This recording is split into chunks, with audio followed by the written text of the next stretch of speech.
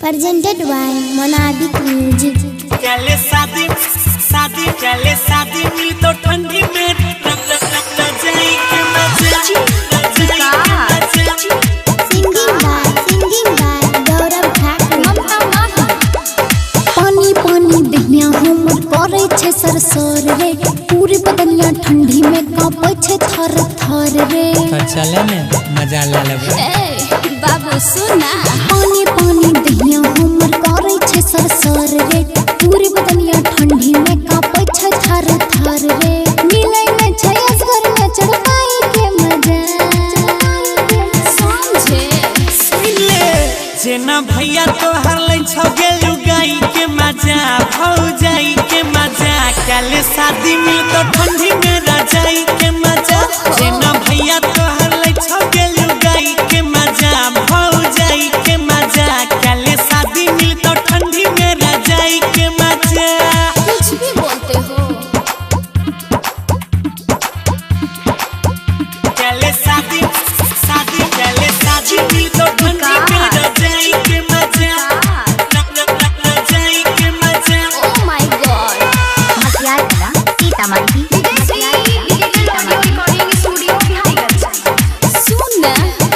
रोजो करे छिके तनो पाई दवाई कोनो काम न करे। अपना सैया संगे सट के सुतई छै गे छौड़ी सब घरे घरे तब न ठंडी भागता। रोजे करे छिके तनो पाई दवाई कोनो काम न करे। अपना सैया संगे सट के सुतई छै गे छौड़ी सब घरे घरे तू ही ले हमर अंगाराई के मजा।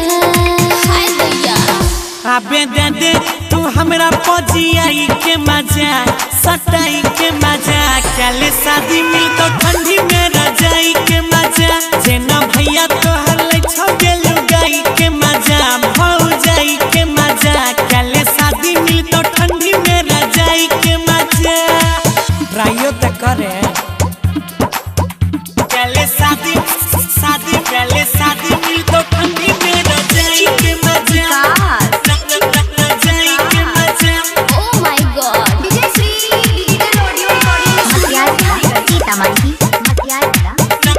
रजाई के मजा लागे छड़े छोड़ा सब टाइली फिल्म वाला करना पड़ेगा। बनी जैते गेवे है वाला सीन जब तोरा ऊपर हम चढ़ेगा। कैसा सीन? इहे वाला लागे छड़े छोड़ा सब टाइली फिल्म वाला करना पड़ेगा। बनी जैते गेवे है वाला सीन जब तोरा ऊपर हम चढ़ेगा। गौरविया जनिक न छे जुदाई के मजा। समझ में आया? मल्लिक राकेश जैसे लेता है पढ़ाई के मजा फुसलाई के मजा कर लो शादी देंगे ठंडी में रजाई का मजा जैसे सन्नी भैया लेते हैं लुगाई का मजा पर जाई का मजा कर लो शादी देंगे तुमको भी लुगाई का मजा। लव यू सोना। ए दूर हो ना। Recording by Ajay Star Bihar।